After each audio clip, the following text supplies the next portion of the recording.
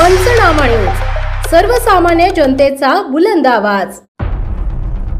गारपीट व अवकाळी पावसाने शेतकऱ्यांचे नुकसान होताच आमदार शिरीष कुमार नाईक नुकसानग्रस्त शेतकऱ्यांच्या बांधावर पोहोचले।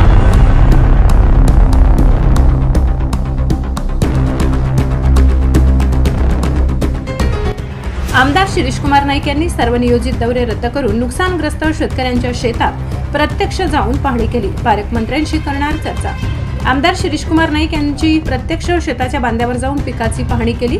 अवकाळी पावसाने शेतकऱ्यांचे नुकसान झाल्याचे कळताच नवापूर तालुक्यातील लोकप्रिय आमदार शिरीष कुमार नाईक यांनी सर्व नियोजित दौरे रद्द करून नुकसानग्रस्त शेतकऱ्यांच्या शेतात प्रत्यक्ष जाऊन पाहणी केली आहे। आष्टे तालुका नंदुरबार झालेल्या अवकाळी पावसाने नवापूर मतदारसंघातील आष्टे गटातील ठाणेपाडा, गंगापूर व परिसरात कांद्यासह इतर पिकांचे मोठे नुकसान झाले।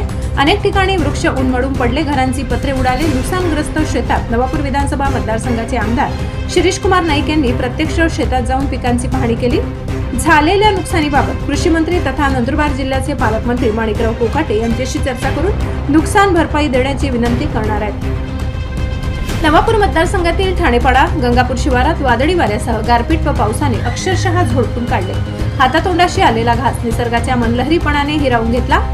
कांदे पिकाचे मोठ्या प्रमाणात नुकसान झाले, त्यासोबतच आंबा फळाची मोठ्या प्रमाणात पडझड झाली। तहसीलदार नंदुरबार यांना सदर नुकसानग्रस्त भागात पंचनामा करण्याचे आदेश देत संबंधित शेतकऱ्यांना योग्य तो मोबदला मिळावा यासाठी प्रयत्न करणार असे सांगितले।